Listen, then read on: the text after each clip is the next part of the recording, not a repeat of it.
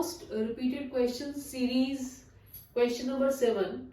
Explain why potentiometer is preferred over voltmeter for measuring EMF of a cell.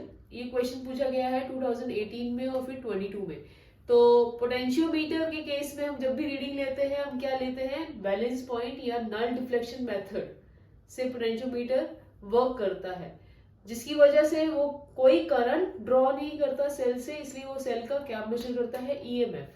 जबकि हम volt meter की बात करें तो वोल्ट मीटर एक स्पेसिफिक रीडिंग देने के लिए करंट ड्रॉ करता है सेल में से, इसी वजह से वो सेल का ईएमएफ ना मेजर करके पोटेंशियल डिफरेंस मेजर करता है. यही इसका आंसर बनेगा. नेक्स्ट क्वेश्चन नंबर 8 जो आया है मोस्ट रिपीटेड क्वेश्चंस की सीरीज में, वो है drive expression for force acting on a charged particle moving in a uniform magnetic field. ये क्वेश्चन 3 बार आ चुका है, 18 में, 20 में और फिर 23 में. So it is expected.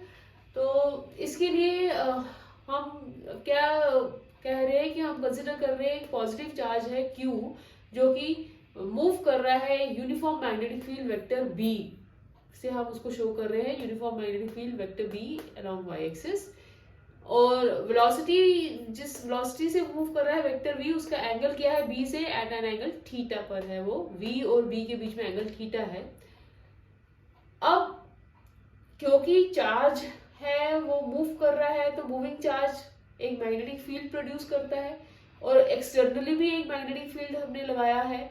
तो क्या होगा, because of interaction between these two magnetic fields, या मैग्नेटिक फील्ड जो कि चार्ज प्रोड्यूस कर रहा है और मैग्नेटिक फील्ड जो एक्सटर्नली अप्लाई किया गया है, इन दोनों की मैग्नेटिक फोर्स की वजह से चार्ज Q एक्सपीरियंस करेगा एक फोर्स F, और ये जो फोर्स F वो एक्सपीरियंस करेगा वो डायरेक्टली प्रोपोर्शनल होगा चार्ज की.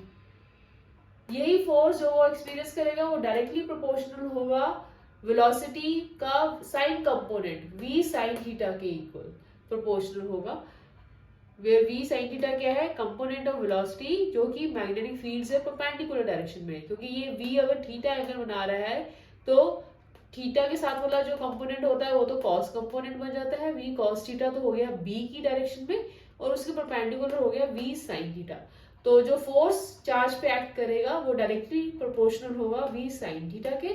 और थर्ड कंपोनेंट होगा B, तो F will be directly proportional to magnetic field का मैग्नीट्यूड B पर. तो 3 फैक्टर्स पे फोर्स डिपेंड करेगा, Q, V साइन थीटा और B.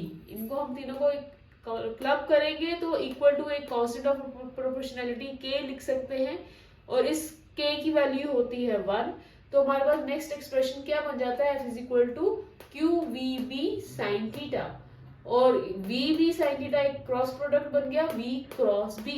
तो ये एक्सप्रेशन आ गया, vector F is Q times V cross B. इसको हम मैग्नेटिक लॉरेंस फोर्स इक्वेशन भी बोलते हैं. बेटा जब भी ऐसे क्वेश्चंस आते हैं तो नेट फॉर्मूला निकालने के बाद स्पेशल केसेस भी डिस्कस करने जरूरी हैं, तभी फुल मार्क्स मिलते हैं. तो स्पेशल केसेस में पहला केस क्या कंसिडर करेंगे कि अगर थीटा 0 या 180 डिग्री होगा तो साइन क्या हो जाएगा, 0 हो जाएगा, साइन विल बी 0, और F क्या आ जाएगा, 0 आ जाएगा. मतलब जब भी चार्ज मैग्नेटिक फील्ड के पैरेलल या एंटी पैरेलल मूव करेगा तो उसके ऊपर कोई फोर्स एक्ट नहीं करेगा. अगर charge 90 degree angle perpendicular to field move करेगा तो उसके ऊपर मैक्सिमम फोर्स एक्ट करेगा QVB. और अगर charge is not moving, velocity 0 है, चार्ज मूव नहीं कर रहा, तो उसके ऊपर कोई फोर्स एक्ट नहीं करेगा. इसके जो पहले के क्वेश्चंस हैं, क्वेश्चन 1 to 5, उनका मैं लिंक डिस्क्रिप्शन बॉक्स में शेयर कर दूंगी, उन्हें भी देख लीजिएगा. और आगे अपकमिंग वीडियोस में हम आगे के क्वेश्चंस डिस्कस करेंगे. टोटल 25 क्वेश्चंस हैं इसमें.